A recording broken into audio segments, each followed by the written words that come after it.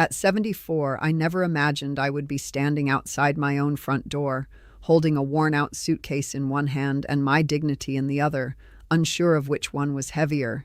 And as the cold breeze brushed against my face that evening, I remember thinking how strange it was that a place I had called home for over 30 years could suddenly feel so foreign, so distant, as if it had quietly erased me from its memory without warning. And I stood there longer than I should have, staring at the new lock that gleamed under the porch light, realizing slowly, painfully, that it had not been placed there to protect me, but to keep me out.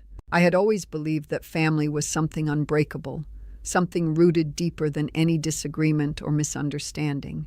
And over the years, I had carried that belief through every hardship, every sleepless night, every sacrifice that came with raising a child on my own after my husband passed. And I gave everything I had to my son, Daniel, not because I expected anything in return, but because that is what mothers do, or at least what I believed mothers were meant to do. And even now, as I stood there that evening, I found myself trying to make sense of it, trying to convince myself that there had to be some explanation, some mistake, because the alternative, the truth that was slowly settling into my bones, was something I wasn't yet ready to face. The house behind that door was not just wood and walls.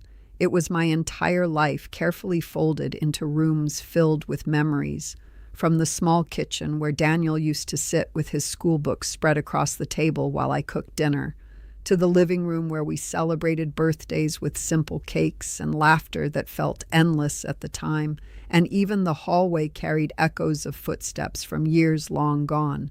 And I had protected that house fiercely, even when money was tight, even when repairs felt overwhelming, because it was more than a house.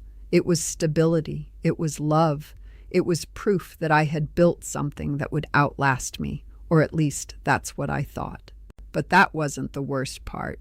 What hurt more than the locked door or the quiet street or even the growing ache in my chest was the realization that this hadn't happened suddenly, that there had been signs, small moments that I had dismissed over time, little changes in Daniel's voice, in his behavior, in the way he stopped asking how I was and started telling me what I should do.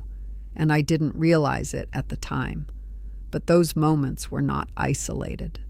They were pieces of something much larger, something that had been building quietly while I chose, perhaps foolishly, to believe everything was still the same.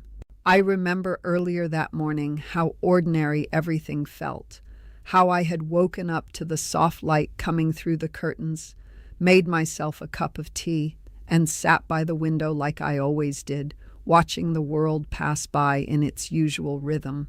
And Daniel had been there too, moving through the house with a certain urgency that I didn't question, because he had been living with me for nearly a year by then, ever since he said he needed a fresh start. And I welcomed him without hesitation, without conditions, because that is what you do for your child, even when they are no longer a child. And as I sat there that morning, I had no idea that by evening, I would no longer have a place at that same table, no longer have access to the life I had built piece by piece over decades. And if someone had told me then what was about to unfold, I would have laughed it off gently, the way you do when something feels too absurd to be real. Because how could a son, your own son, do something like this? And yet, as I stood there in the fading light, the answer to that question was no longer something I could avoid. What happened next changed everything. But at that moment, I was still clinging to the version of my life that made sense, still hoping that if I knocked on that door, Daniel would open it with an apologetic smile and tell me there had been some misunderstanding, and I would step inside, set my suitcase down, and everything would return to normal. But deep down, somewhere beneath the confusion and the disbelief, there was a quiet voice beginning to whisper that normal was already gone, and it wasn't coming back. I took a slow breath, steadying myself as best as I could, and raised my hand to knock. not knowing that this simple act would be the beginning of a truth I had spent years refusing to see. And as my knuckles touched the cold surface of the door, I felt something shift inside me, something subtle but undeniable, as if a part of me already understood that whatever waited on the other side would not be the home I remembered anymore. When the door finally opened, it wasn't with the warmth or familiarity I had carried in my heart all those years, but with a hesitation that felt almost rehearsed. And as Daniel stood there in the doorway, his hand still gripping the edge of the door as though he needed it to steady himself, I noticed something in his eyes that I had never seen before, something distant and guarded, and for a brief moment I wondered if I had somehow come to the wrong house, because the son I had raised, the boy who used to run into my arms after school, would never have looked at me that way.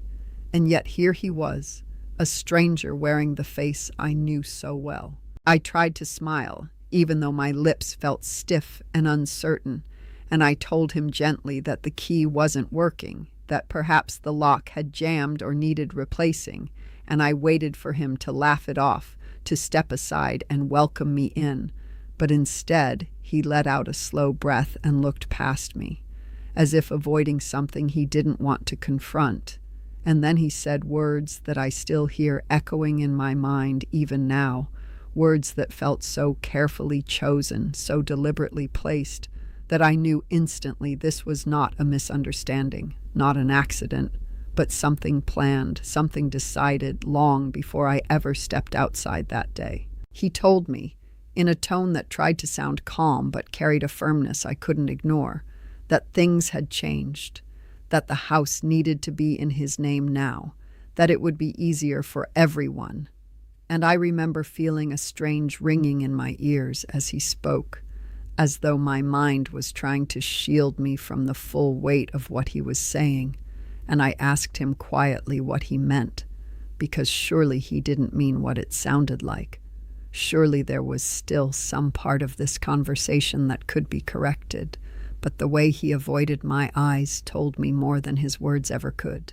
Looking back now, I can see that this moment didn't come out of nowhere, that it was the result of a slow shift in our relationship that I had chosen not to acknowledge. And as I stood there listening to him explain why I could no longer stay in my own home, my thoughts began to drift backward, retracing the path that had led us here, and I realized, piece by piece, how the balance between us had quietly changed over time, how the roles of mother and son had blurred into something else entirely, something far less familiar and far more unsettling. Daniel had always been a sensitive child, the kind who felt things deeply and needed reassurance more often than most.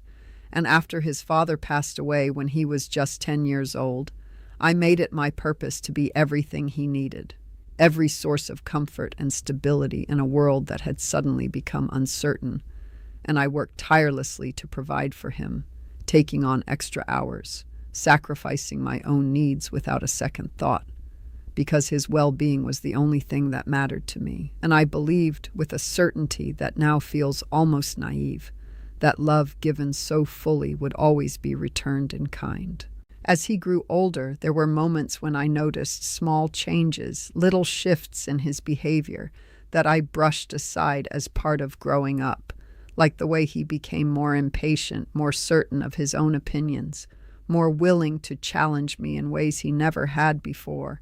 And while some of it felt natural, even healthy, there were times when his words carried a sharpness that lingered longer than they should have. But I told myself it was nothing, just the natural distance that comes with age, because acknowledging anything more would have meant questioning something I wasn't ready to question.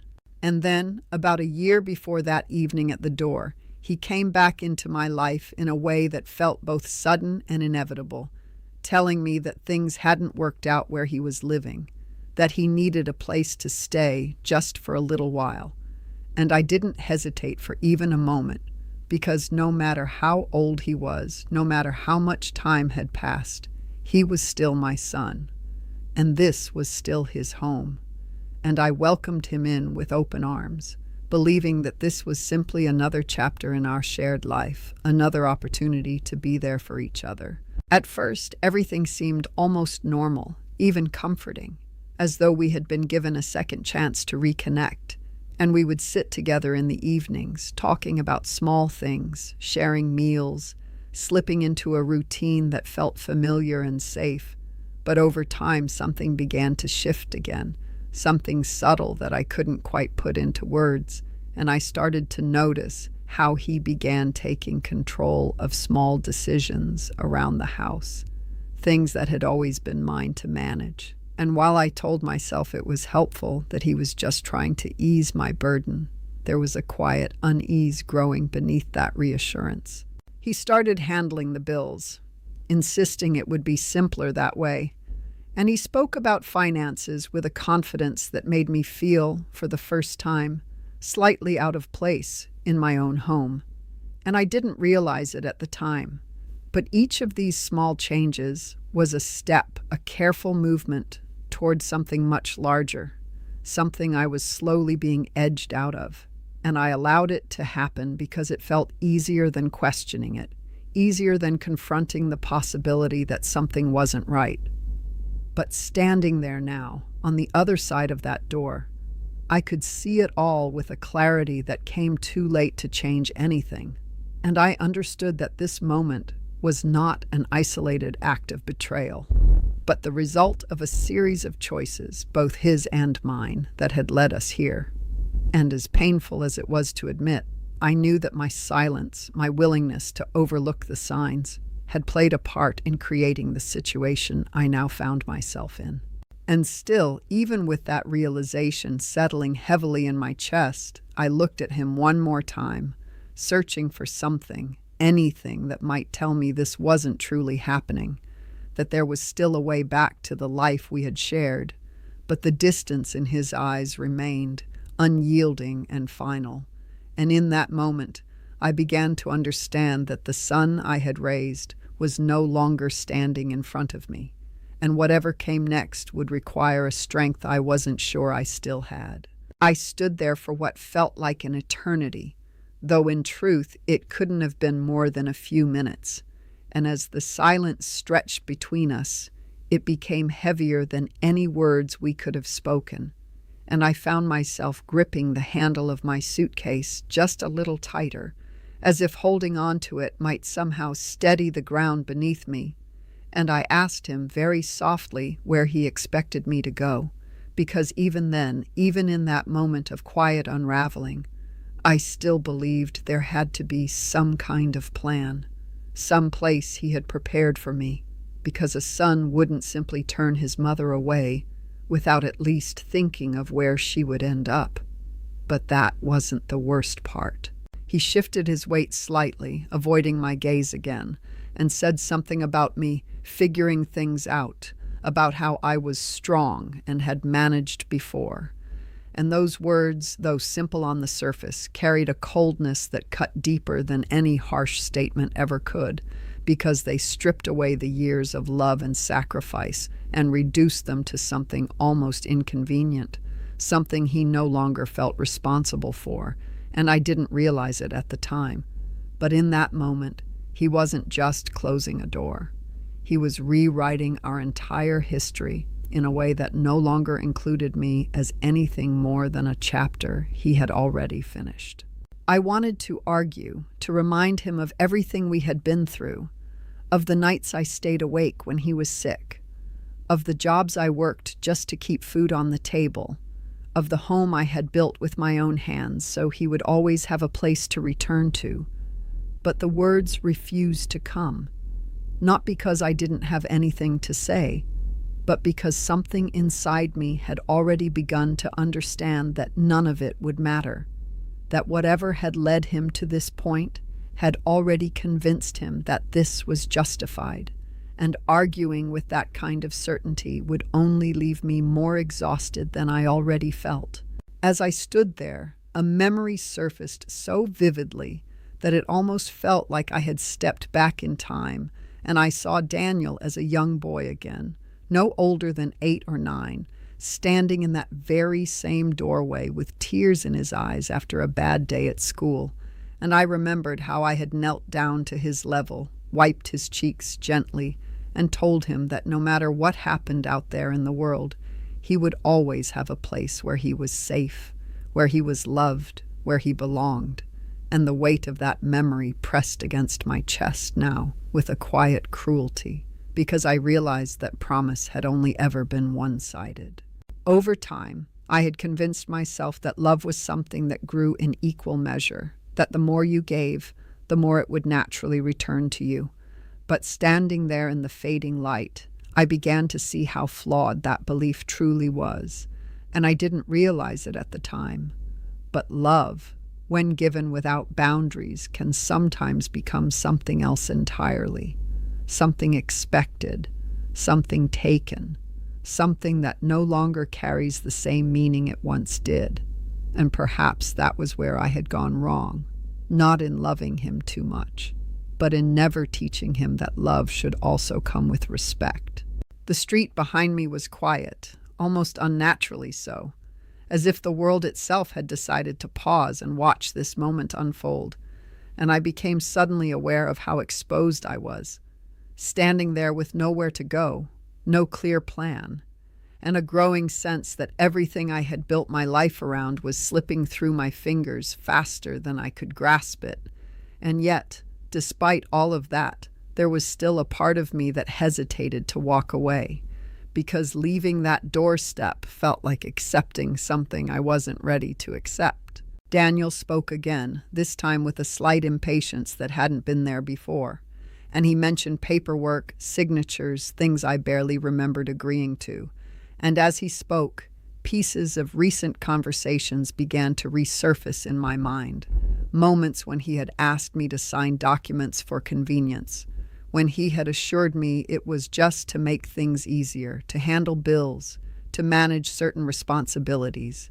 And I had trusted him without question, because why wouldn't I trust my own son? And it wasn't until that very moment that I began to understand what those papers might have truly meant. But that realization didn't arrive all at once. It came slowly, like a shadow stretching across a room as the light fades. And with each passing second, the truth became harder to ignore, harder to push aside. And I felt a quiet shift inside me, not loud or dramatic, but steady and undeniable, as if something deep within me was beginning to wake up after a long period of silence. And though I couldn't yet name it, I knew it would change the way I saw everything from that moment forward.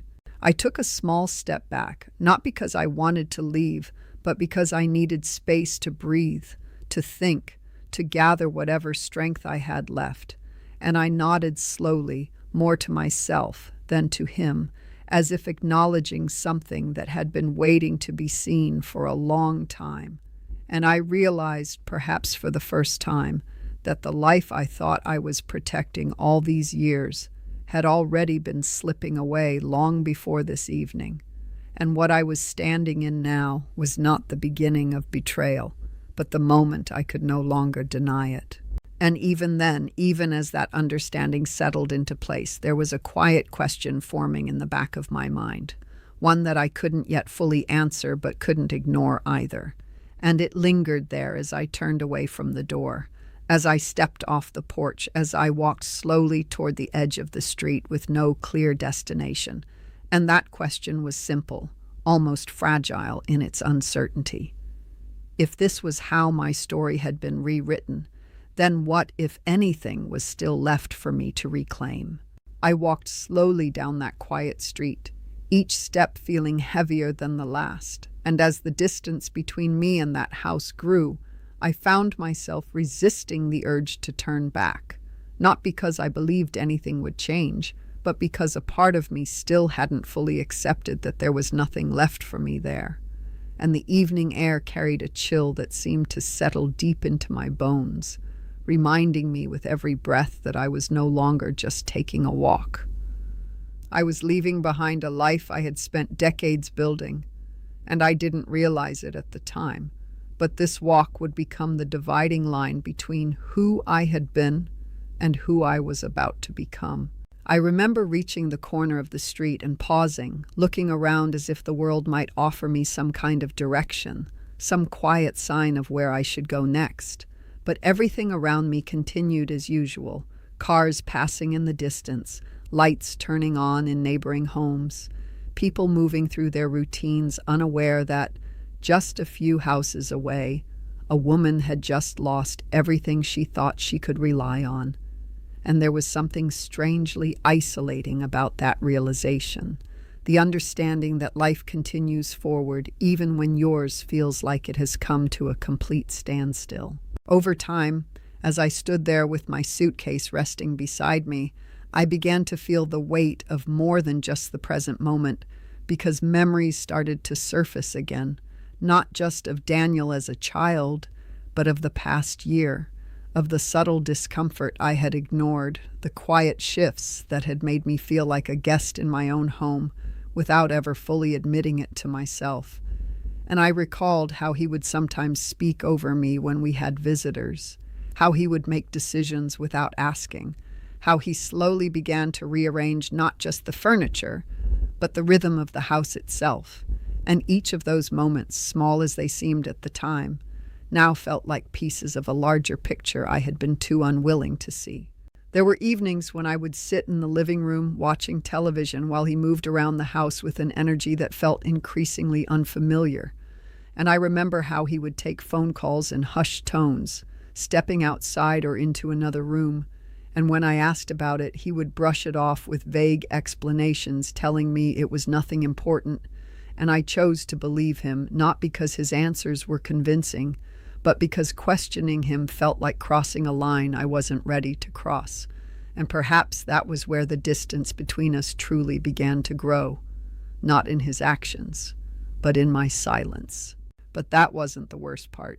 What unsettled me most, looking back now, was how gradually I had started to shrink within my own life, how I began adjusting my habits to accommodate his presence, how I stopped using certain rooms as often because he seemed to have claimed them, how I would hesitate before speaking, as if seeking permission in a space that had once been entirely mine, and I didn't realize it at the time, but I was slowly stepping aside, making room for something that would eventually push me out completely. I picked up my suitcase again and continued walking, not with any clear destination, but simply because standing still felt unbearable. And as I moved further away from the only home I had known for so long, I found myself thinking about the documents he had mentioned, the papers I had signed without reading too carefully, trusting his reassurances that it was all routine, all necessary, and a quiet unease began to form in my chest as I considered the possibility that I had unknowingly given away more than just control, that I may have handed over something far more permanent. The thought made me stop again, this time more abruptly, and I felt a slight tremor in my hands as I tried to recall the details, the conversations, the moments when he had placed those papers in front of me. And I remembered how casual it had all seemed, how he had framed it as a way to simplify things, to take the burden off my shoulders, and I had nodded along, grateful at the time for what I believed was his concern, never once imagining that those signatures might one day be used as a reason to lock me out of my own home. Sometimes I wonder how many stories like this go unheard. How many people carry this kind of quiet displacement without ever speaking about it? And if you have ever felt something like this, that slow realization that something is being taken from you piece by piece while you try to convince yourself everything is fine, then perhaps you understand how difficult it is to recognize the moment when concern turns into control, and how easy it is to dismiss those early signs because facing them would mean confronting something far more painful than denial. By the time I reached the end of the street, the sky had darkened completely, and the reality of my situation began to settle in with a clarity that left little room for hope or confusion. And I realized that I couldn't simply keep walking forever, that I needed to decide where to go, what to do, how to begin again from a place I had never expected to find myself in at this stage of my life. And yet, Despite the uncertainty, there was something else beginning to take shape within me, something quiet but steady, like the first flicker of a thought that refuses to disappear. I didn't know it yet, but that thought would grow into something far stronger than fear or doubt, something that would guide me through the days ahead and force me to confront truths I had avoided for far too long. And as I stood there under the dim glow of a streetlight, holding on to the last pieces of the life I once knew, I realized that this was no longer just about what I had lost. It was about what I was willing to fight to reclaim. I spent that first night in a small, quiet motel just a few miles away, the kind of place you would never choose unless you had no other option. And as I sat on the edge of that unfamiliar bed, staring at the faded wallpaper and listening to the distant hum of traffic outside, I felt a kind of stillness settle over me that was almost unsettling, because for the first time since everything had happened, there was nothing left to distract me from the truth, nothing left to soften the reality of what I had just lost. And I didn't realize it at the time, but that quiet room would become the place where everything I had been avoiding would finally come into focus. I placed my suitcase gently on the floor and began unpacking the few things I had managed to take with me, moving slowly, deliberately, as if each item carried a weight far greater than its size. And as I folded my clothes into the small dresser, I found myself replaying the events of the day over and over again, searching for some detail I might have missed, some explanation that could make sense of it all. But no matter how many times I went over it, the outcome remained the same, and the realization that this had been planned, that it had not been a moment of anger or impulse, but something far more calculated, began to settle deeper into my understanding. But that wasn't the worst part. What hurt most was the growing certainty that Daniel had not acted alone in his thinking, that somewhere along the way, he had convinced himself that what he was doing was reasonable, even necessary, and that meant he had spent time justifying it, shaping a version of reality in which I was no longer the person who had given him everything, but rather someone who was in the way of what he wanted. And that thought lingered in my mind longer than anything else because it forced me to see our relationship from a perspective I had never considered before.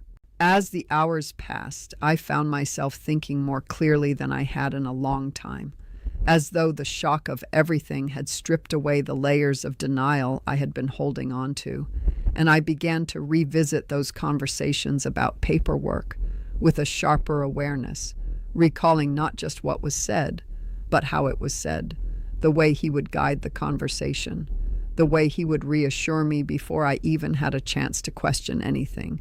And I started to understand that those moments had not been casual or spontaneous, but carefully constructed steps leading to this exact outcome.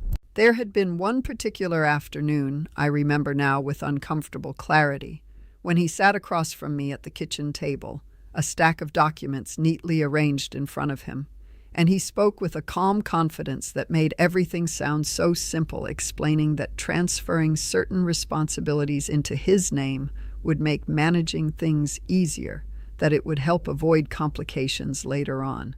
And I had listened, nodding along, trusting not just his words, but the familiarity of the setting, the comfort of being in my own home, never once considering that the very place that made me feel safe was also where I was being slowly removed from control.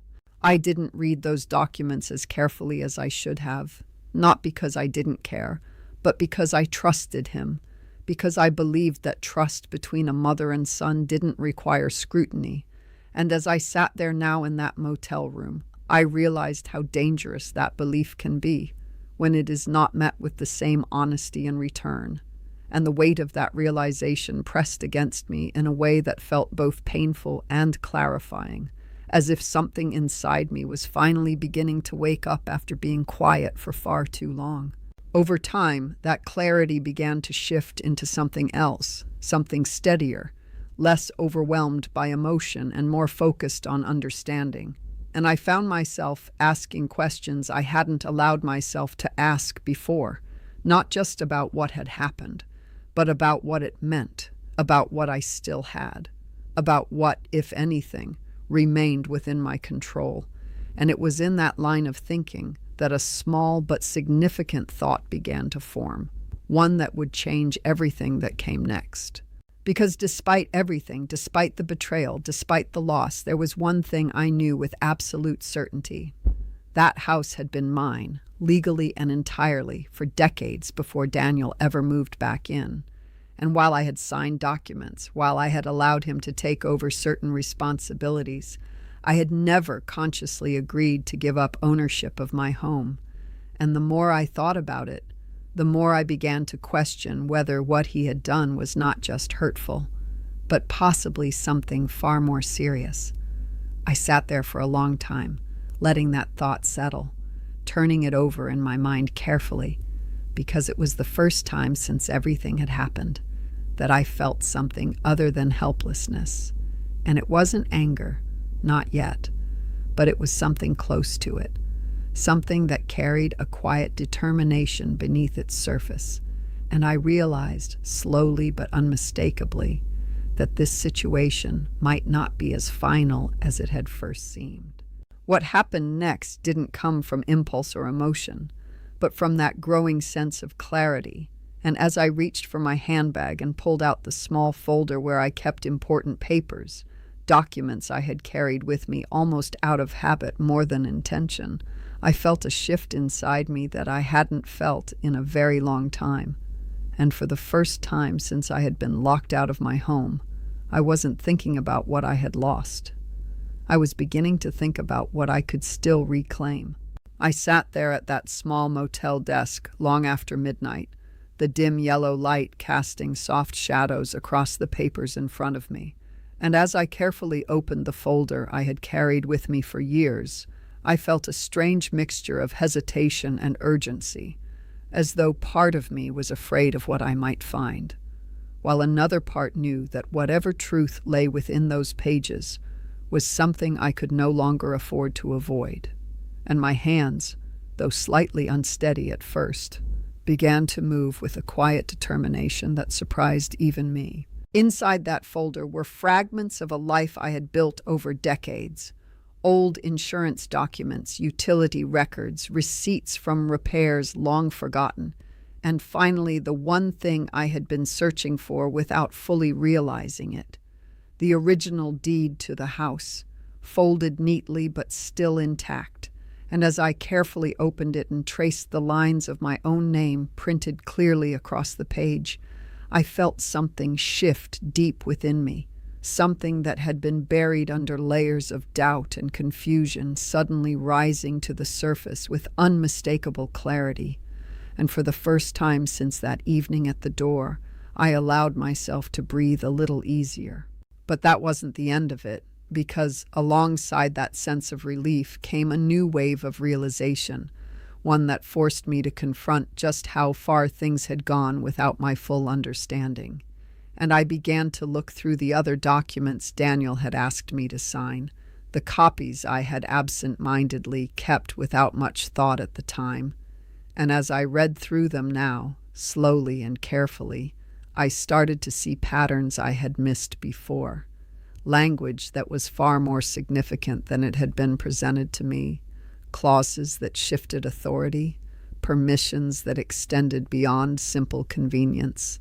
And while I didn't fully understand every detail, I understood enough to know that something about it wasn't right. I didn't realize it at the time when I signed those papers, but now, sitting alone in that quiet room with nothing but time and truth in front of me, I could see how carefully everything had been structured, how each document had moved things slightly further away from me and closer to him, not in a way that felt obvious or alarming in the moment, but in a gradual, almost invisible progression that made it easy to accept without question, and that realization brought with it a deep, steady ache, not just because of what had been done, but because of how easily I had trusted it. Over time, that ache began to settle into something more focused, less overwhelming, and more grounded in thought. And I found myself reading those documents again, this time not as someone trying to make sense of confusion, but as someone searching for understanding, for clarity, for any indication of where the line had been crossed. And the more I read, the more certain I became that while I may have given him certain permissions, I had not given away everything, and certainly not in the way he had led me to believe. That realization didn't bring immediate comfort, but it brought something far more valuable: direction. And for the first time since everything had happened, I felt as though I was no longer standing still, no longer waiting for something to happen to me, but beginning, slowly and cautiously, to take a step forward on my own terms. And that shift, though quiet, carried a strength that I hadn't felt in years. I remember sitting back in that chair, closing my eyes for a moment as I let everything settle, and I thought about Daniel, not with the same confusion or disbelief as before, but with a clearer understanding of what he had done, and more importantly, what he had assumed. And I realized that he believed this was over, that he had secured everything in a way that left me with no options, no voice, no place to return to. And that belief, as painful as it was, also revealed something else. He had underestimated me. As I opened my eyes again, the room felt different somehow, not warmer or more comfortable, but more certain, as if the uncertainty that had filled it earlier had been replaced with something steadier, something that didn't rely on hope or denial, but on quiet awareness. And I began to gather the papers together again, this time with purpose, organizing them in a way that reflected not just what they were, but what they might mean moving forward. I didn't have all the answers yet, and I knew there were still steps I would need to take, people I would need to speak to, things I would need to understand more fully. But for the first time since that door had been closed on me, I no longer felt powerless, and that alone was enough to change the way I saw everything that had happened. And as I turned off the light and lay down on that unfamiliar bed, staring up at the ceiling in the quiet darkness, I realized that this was no longer just a story about loss or betrayal, but the beginning of something else entirely, something I had not expected to find at this stage of my life. And as sleep slowly began to take hold, one thought remained steady in my mind. This wasn't the end of my story, not even close. The next morning arrived quietly, almost gently, as though the world itself was giving me space to gather my thoughts. And as I sat by the small motel window with a cup of weak coffee in my hands, I found myself feeling something I hadn't expected. Not peace, not yet, but a steady sense of clarity that made everything seem just a little more manageable. And I realized that for the first time in a very long while, I was no longer reacting to what had been done to me, but beginning to think about what I could do in return, not out of anger or revenge in the way people often imagine, but out of a quiet need to restore something that had been taken from me. I didn't rush into anything because at my age, I had learned that decisions made too quickly often carry consequences that linger far longer than expected. And instead, I moved carefully, deliberately, starting with something simple, understanding exactly where I stood. And I remember walking into a small legal office later that day, the kind of place that doesn't draw attention to itself, with modest furniture and a calm, almost understated atmosphere. And as I sat across from a young woman who introduced herself as a property attorney, I felt a flicker of hesitation, not because I doubted her ability, but because speaking the truth out loud made everything feel more real than I had been prepared for. I told her everything slowly and carefully, from the moment Daniel moved back in, to the documents I had signed, to the evening I found myself locked out of my own home. And as I spoke, I watched her expression shift from polite attentiveness to something more focused, more concerned. And when I finally placed the papers in front of her, including the original deed, she took her time reviewing them, reading each page with a level of attention that reassured me I had come to the right place, and I didn't realize it at the time. But that conversation would become the turning point in everything that followed. She explained things to me in a way that was clear, direct, and without unnecessary complication. And while some of the legal terms were unfamiliar, the meaning behind them was not. And she told me that while I had indeed signed documents that gave Daniel certain authorities, there was no clear or lawful transfer of ownership, no complete relinquishment of my rights to the property, and more importantly, any attempt to remove me from my own home without proper legal process was not only questionable, but something that could be challenged. But that wasn't the most important part. What mattered most was the way she looked at me after explaining all of this, with a calm certainty that seemed to settle something deep within me. And she said very simply, "You still have more control here than you think." And those words stayed with me long after I left her office, because they didn't just offer reassurance, they offered something far more powerful. They gave me a path forward. Over time, as I walked back out into the daylight, holding on to that folder of papers with a renewed sense of purpose, I began to feel something shift inside me once again. But this time it was different from the quiet realization of the night before. This was steadier, more grounded, less about understanding what had happened and more about deciding what I would do next. And I realized that reclaiming my life didn't require anger or confrontation in the way I once might have imagined. It required patience, clarity, and the willingness to stand firm in a way I never had before. I returned to the motel that afternoon and sat down once again. This time not to search for answers, but to begin organizing what I already knew, making notes, preparing questions, thinking through each step carefully. And while the situation was still far from resolved, there was something deeply empowering about no longer feeling lost within it, about seeing it not as an overwhelming storm, but as a series of steps that could be taken one at a time. I thought about Daniel often during those hours, not with the same pain that had filled me before, but with a quieter, more measured perspective, and I began to understand that whatever had led him to make those choices, whatever justifications he had built in his mind, they did not define me, and they did not determine how this story would end. And that realization allowed me to separate my actions from his, to focus not on changing him, but on reclaiming myself.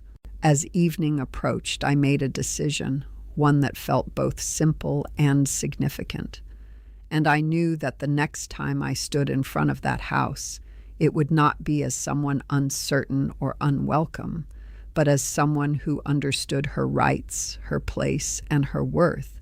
And that knowledge alone changed everything about how I carried myself, how I thought, how I prepared for what was to come. And though I didn't know exactly how Daniel would respond, though I understood that the conversation ahead would not be easy, I also knew something with a certainty I hadn't felt before. This time, I would not stand there questioning myself, and whatever happened next, it would not be defined by what had been taken from me, but by what I had chosen to take back. The following morning, I dressed with a level of care I hadn't felt in quite some time, choosing simple but neat clothes, smoothing out every crease as though I were preparing not just for a conversation, but for a quiet declaration of who I still was. And as I looked at myself in the mirror of that small motel room, I didn't see the same woman who had stood outside that locked door just days before, confused and uncertain, but someone steadier. Someone who had begun to understand that dignity is not something others give you. It is something you decide to carry, even when everything else feels like it has been taken away. The drive back to the house felt longer than it actually was, each passing street bringing back fragments of memory, small pieces of a life that had once felt secure and predictable. And yet, instead of overwhelming me, those memories now seemed to settle into place with a quiet clarity, as though they were no longer anchors holding me back, but reminders of what I had built and what I still had the right to protect. and by the time I turned onto my street, I felt a calm resolve that surprised even me. When I stepped out of the car and walked up to the front door once again, everything looked exactly the same as it had before. The same porch, the same windows, the same quiet stillness, and yet everything felt entirely different because this time I wasn't arriving with uncertainty. I wasn't hoping for kindness or explanation. I was arriving with knowledge, with understanding, and with the quiet confidence that comes from knowing the truth, and I didn't hesitate as I raised my hand and knocked.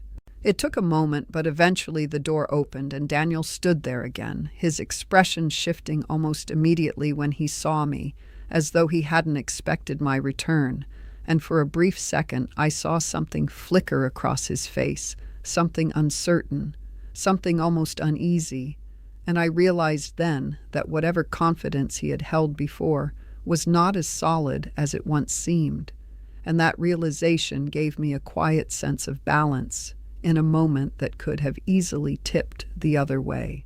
I spoke calmly without raising my voice, without allowing emotion to take control, and I told him that I had taken the time to review everything, that I had spoken to someone who understood the legal side of things, and that while I acknowledged the documents I had signed, I also understood now that they did not give him the right to remove me from my own home.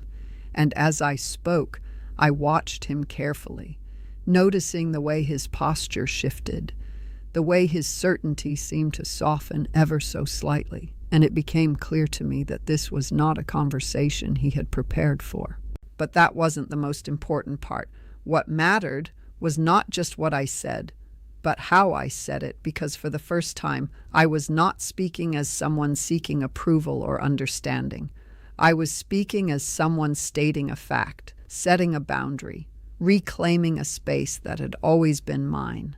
And that shift, subtle as it may have seemed, changed the entire tone of the moment in a way that words alone never could. He tried at first to push back, to repeat the same explanations he had given before, to frame everything as something that had been done for practicality, for ease. But there was a hesitation in his voice now, a lack of the confidence he had shown before. And I realized that the difference between then and now was not just the information I carried, but the certainty with which I carried it, and that certainty left little room for him to reshape the narrative the way he had before.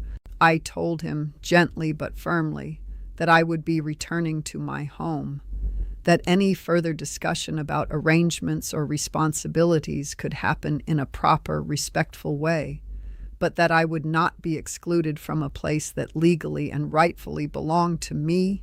And I didn't threaten, I didn't argue, I simply stood there, allowing the weight of that truth to settle into the space between us. And for a moment, neither of us spoke. Over time, that silence became its own kind of answer, and I saw something in Daniel's expression shift again, not into agreement or apology, but into a quiet recognition that the situation was no longer as simple as he had believed it to be. And without another word, he stepped aside, just slightly, enough to clear the doorway, and that small movement, almost insignificant on the surface, carried more meaning than anything he could have said. I walked past him slowly, not with triumph, not with bitterness, but with a calm sense of return, and as I stepped back into the house, I felt something settle inside me that had been unsettled for far too long, and I realized that reclaiming something doesn't always require force or confrontation.